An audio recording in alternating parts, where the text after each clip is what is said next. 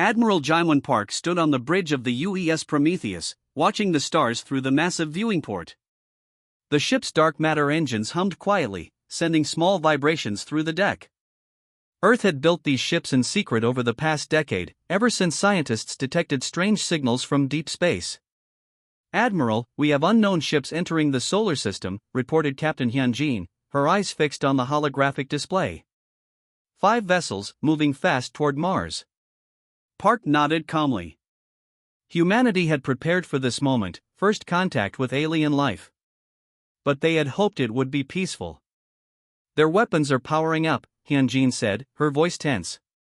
"They're targeting the Mars colony." Park's decision came without hesitation. Deploy the fleet. Dark matter shields at full capacity. The UES Prometheus and 4 other human warships moved into position. Unlike traditional spacecraft, these vessels appeared as perfect black shapes against the stars, absorbing all light. Their hulls, infused with dark matter technology, could bend space itself. The alien ships, sleek and predatory, slowed as they detected the human vessels. "They're scanning us," said Lieutenant Jae-hwan from the sensor station. "Their communication systems are active." A harsh, clicking language filled the bridge speakers. Though the words were unintelligible, the tone was clearly a warning, or a threat. "They don't know what we are," Park said quietly. "Activate translation protocols and open a channel." Before communication could be established, the lead alien ship fired a bright energy weapon toward the Prometheus. The beam should have torn through any normal shield. Instead, it disappeared into the dark matter field surrounding the human vessel. "No damage," reported Hyunjin with barely contained excitement. "Our shields absorbed the entire energy signature." Park frowned. "They fired first. We have authorization to defend Earth and its colonies." She turned to her weapons officer. "Target their weapons systems only. Minimal force." The Prometheus responded with precision. Beams of concentrated dark matter, visible only as distortions in space, struck the alien vessels. Their shields flickered and failed as if they weren't even there. What followed wasn't really a battle. The alien ships tried to fight, but their weapons couldn't penetrate the dark matter fields, while the human vessels systematically disabled their engines and weapons. In less than 5 minutes, all 5 alien ships floated powerless in space. "They're broadcasting on all frequencies," Jae-hwan said. "Our computers are translating, it appears to be a distress call." Park watched the disabled ships on the main screen. To whom are they calling for help? The answer came 3 hours later when a much larger ship arrived at the edge of the solar system. Unlike the aggressive smaller vessels, this one maintained distance and sent clear communication signals. The translation came through in broken English: "We represent Galactic Council. Those who attacked are criminals. We apologize for this violence. Request immediate diplomatic meeting." Park sent the message to Earth Command and received quick authorization to establish preliminary contact. The Council ship sent visual data, showing a chamber filled with different alien species arguing intensely while viewing recordings of the brief battle. The dark human ships, nearly invisible against space, appearing to absorb energy weapons completely before responding with weapons that ignored advanced shields. One tall, blue-skinned alien stood at a central podium, addressing the others. The translation came through clearly now. "The humans have achieved what we long thought impossible. They have weaponized dark matter itself, the very fabric that holds our galaxy together. Their technology surpasses the defensive capabilities of any known species." The alien identified as Security Director Tae-young continued, "We must establish peaceful relations immediately. If these humans wish to conquer, their ships could likely move through our territories unchallenged." Back on the Prometheus, Admiral Park watched the Council transmission with mixed feelings. Humanity had hoped to join a peaceful galactic community, but instead found themselves feared from the start. "Send a message," she told her communications officer. "Inform them that Earth desires peaceful relations and knowledge exchange. But make it clear that we developed these ships for defense only, and will use them if necessary." As the message transmitted, Park looked out at the stars again.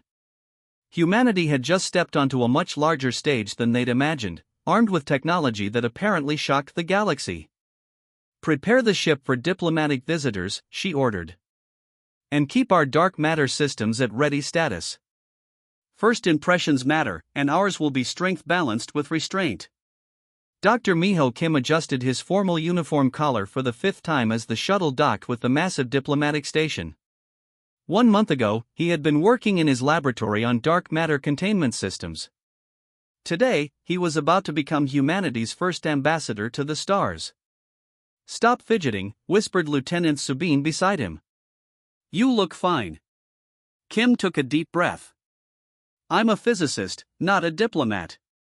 "Why did they choose me?" "Because you understand the technology they fear," she replied simply. "And fear is what this meeting is really about." The airlock cycled open, revealing a vast chamber designed to accommodate multiple alien physiologies. 12 representatives stood in a semicircle, some tall and willowy, others short and dense. One appeared to be made entirely of crystalline structures that emitted gentle light. The luminescent being stepped forward. "I am High Mediator Yuna.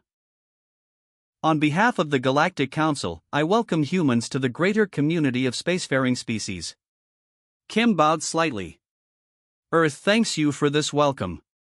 We have long hoped we were not alone in the universe." As they moved to a large circular table, Kim noticed how the various aliens maintained careful distance from the human delegation. Their body language, even among species with vastly different anatomies, universally communicated tension. Yuna spoke again, her crystal form pulsing with light. "The Council has existed for 12,000 years. We maintain peace, regulate trade, and ensure technological developments don't threaten galactic stability." Kim nodded politely.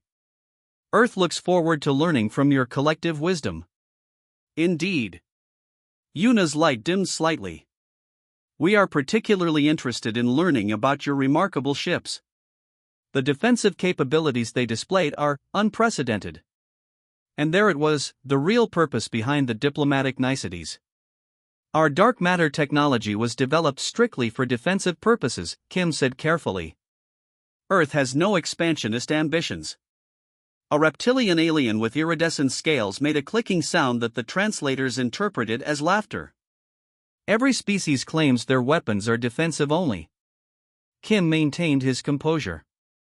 "Nevertheless, that is the truth. We developed this technology because we detected signals indicating intelligent life and wanted to be prepared for any scenario." "And prepared you certainly are," Yuna said. "The Council proposes an exchange program. Your scientists could learn from our millennia of accumulated knowledge, while sharing insights about your unique technological approach." Kim knew what she was really asking for: access to dark matter weaponry. "That's a generous offer," he replied. "However, Earth is still adjusting to the reality of galactic civilization. We would need time before sharing sensitive technologies." The tension in the room increased noticeably. Several delegates exchanged glances. Yuna's crystalline form pulsed more rapidly. "Surely you understand our concern. A new species suddenly appears with technology that could potentially destabilize power balances maintained for thousands of years." Kim smiled diplomatically. "Just as surely as you understand our caution. We've only just met. Trust must be earned on both sides." The meeting continued for hours, with Council representatives alternating between veiled threats and generous offers of knowledge and resources, all aimed at gaining access to dark matter technology. During a brief recess, Kim stepped into a private chamber to communicate with Admiral Park, who remained in orbit with the Prometheus and 3 other dark matter ships, hidden just out of phase with normal space. "They're scared," Kim reported. "But also divided. Some see us as a threat to eliminate. Others view us as potential allies." Park's holographic image nodded. "My security team intercepted communications between several delegates. 3 different factions are already planning ways to either steal our technology or neutralize it. Be careful, Doctor." When the meeting resumed, Kim approached with new resolve. When Yuna pressed again about technology sharing, he changed tactics. "High Mediator, let me be direct. Earth understands the Council's concerns. But you should understand ours. We are newcomers to a complex political landscape we don't fully comprehend. Our technology is our only guarantee of security." He paused, looking at each delegate in turn. "However, we propose starting with cultural and scientific exchanges in non-military fields. Let our peoples learn about each other first. Build trust. Then we can discuss deeper technological cooperation." Yuna's crystalline form flickered with what seemed like frustration. "The Council finds these terms limiting. They are the only terms Earth can offer at present," Kim replied firmly. As the meeting concluded with tentative agreements for limited exchanges, Kim knew this was just the beginning of a dangerous diplomatic dance.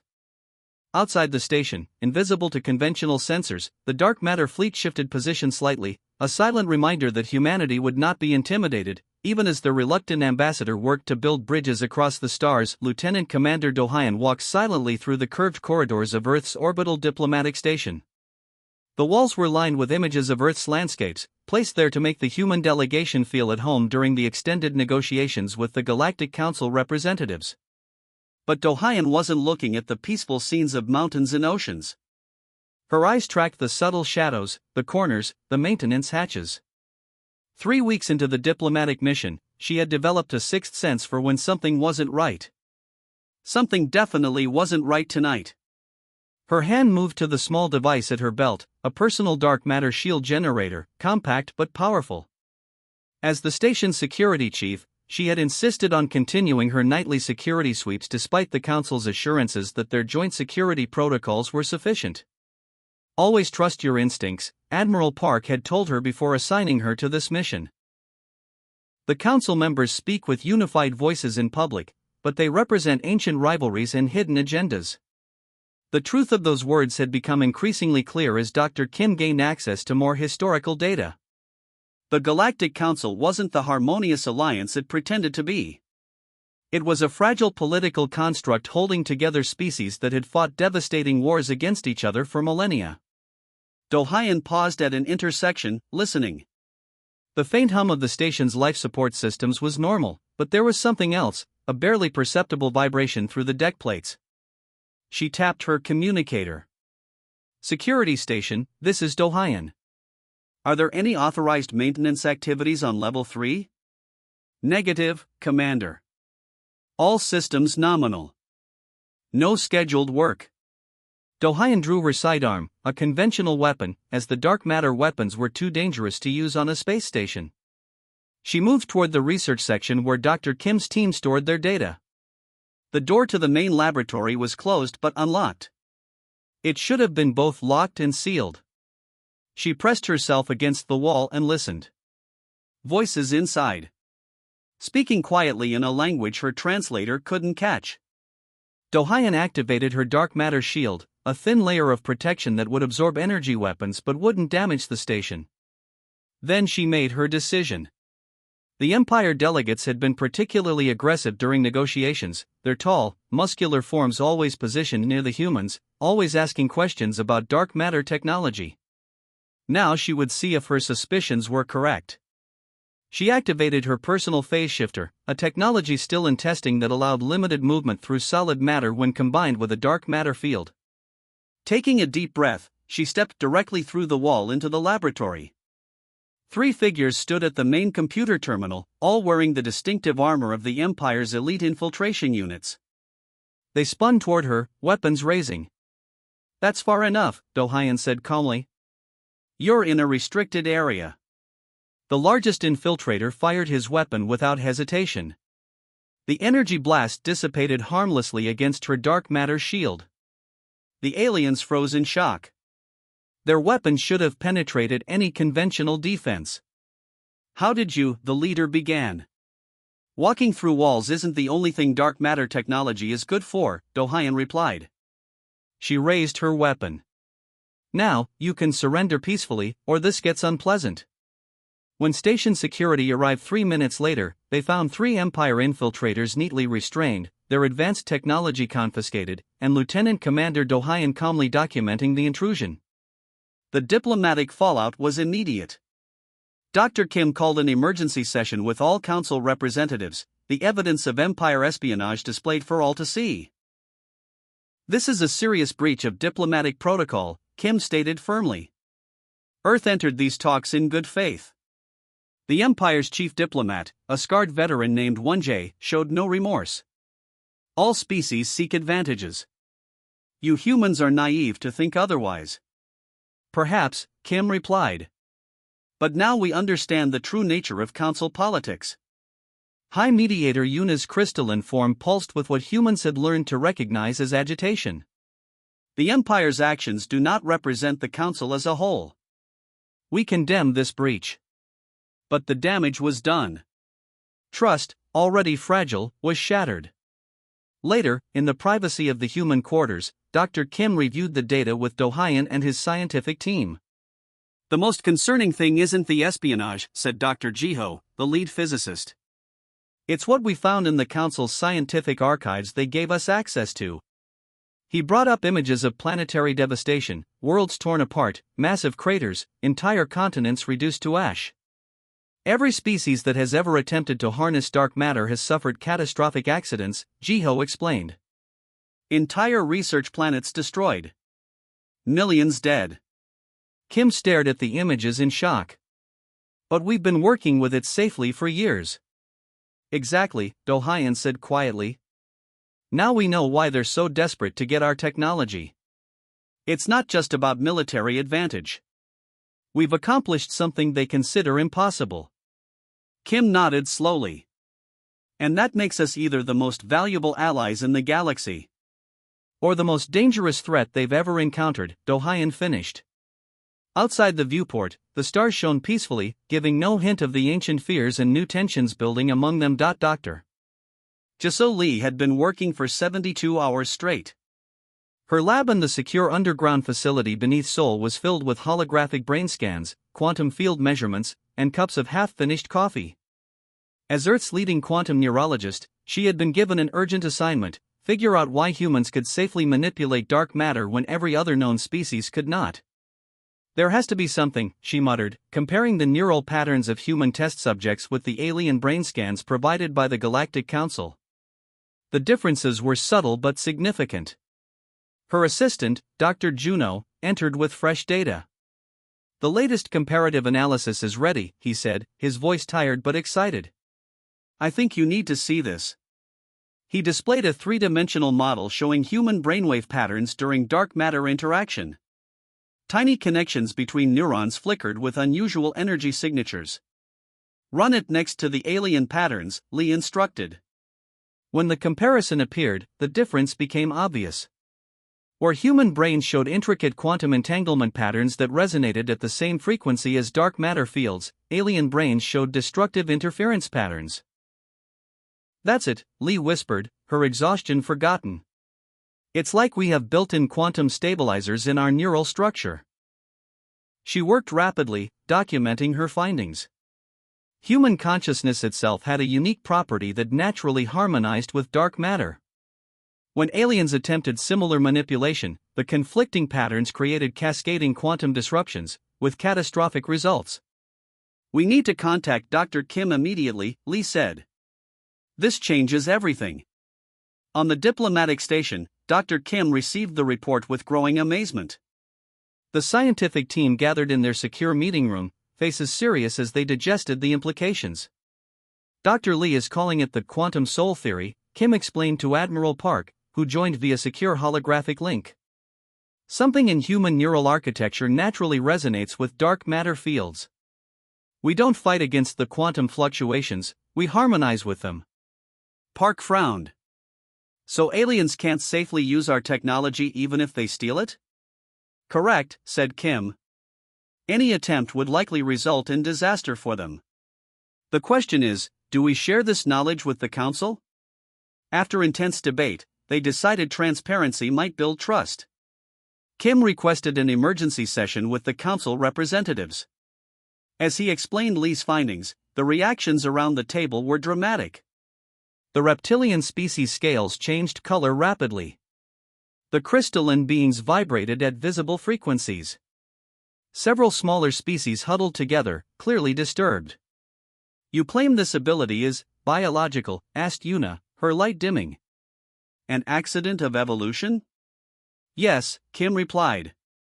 "Not something we engineered or can easily transfer to other species." The council chamber erupted in multiple languages, the translation systems struggling to keep up.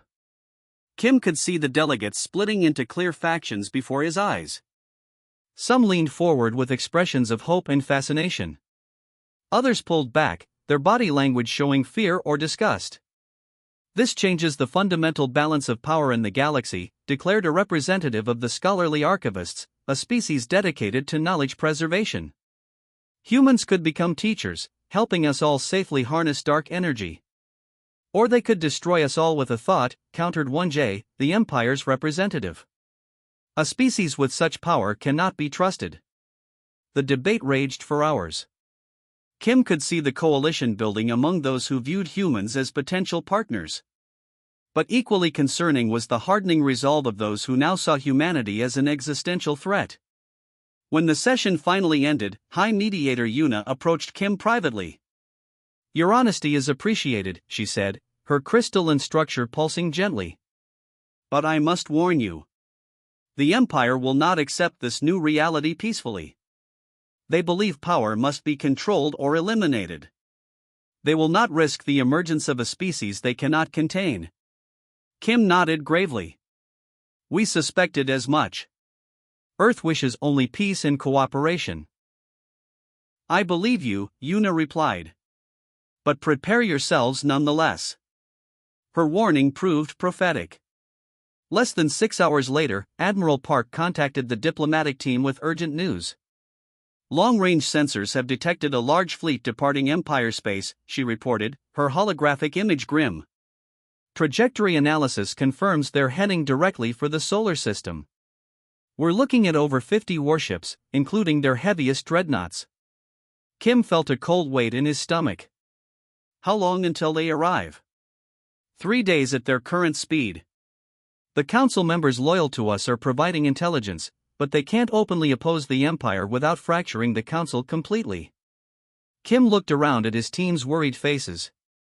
"Then Earth stands alone against this threat." Admiral Park's expression hardened with resolve. "Not alone, Doctor. We have our dark matter fleet. And now, thanks to Dr. Lee, we understand exactly why our technology works for us. And why they're so afraid of it," Kim added quietly. Outside the station viewport, the stars continued their eternal dance, unaware that humanity's unique connection to the dark spaces between them was about to be tested in fire. The rings of Saturn glowed golden in the sunlight as Admiral Jaiwan Park positioned her fleet in a defensive formation. Earth had evacuated its outer colonies, bringing all civilians behind the protection of Mars. Now 12 dark matter warships, humanity's entire fleet, prepared to face an enemy force 5 times their size. "Empire fleet dropping out of faster-than-light travel," reported Captain Hyun-jin from her tactical station. 53 vessels. They're deploying in attack formation. Park studied the holographic display showing the enemy ships, massive dreadnoughts surrounded by smaller but heavily armed cruisers and fighters. In conventional terms, the battle was already lost. But the dark matter fleet was anything but conventional. "All ships activate phase shields," Park ordered. "Remember our strategy. Disable when possible. We want to end this conflict, not escalate it." The UES Prometheus led the human fleet forward, their obsidian hulls seeming to absorb the very starlight around them. As they approached Saturn's rings, Park put the next phase of her plan into motion. "Activate the ring accelerators." Dark matter projectors had been placed throughout Saturn's rings days earlier. Now they activated, creating gravitational distortions that launched streams of ice particles at near-light speeds. A natural asteroid belt transformed into a precision weapon. The Empire fleet commander, clearly surprised by this tactic, split his forces to avoid the particle streams. Exactly as Park had hoped. "Groups 1 and 2, execute phase jump now," she ordered.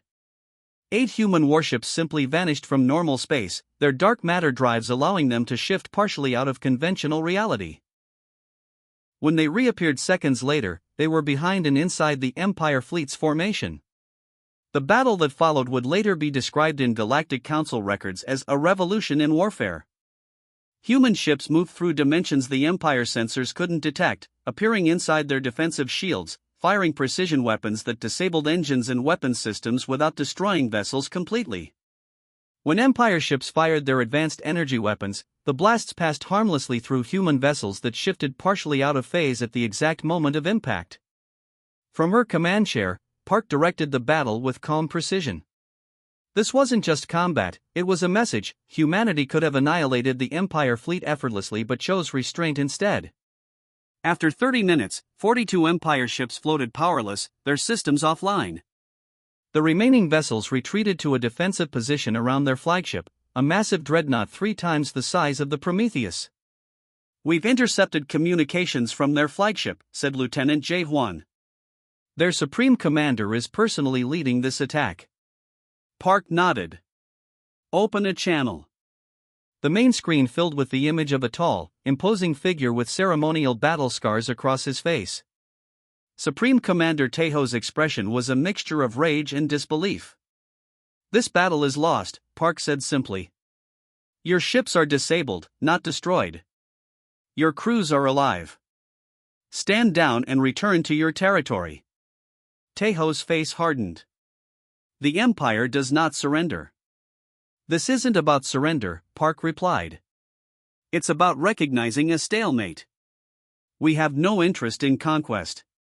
"Pretty words from the victors," Tejo snarled. "But the Empire will not live under the threat of your dark matter weapons. If we cannot win." His hand moved to a control panel off-screen. Park's tactical officer shouted, "Energy spike in their flagship's core. They're initiating a matter-antimatter cascade.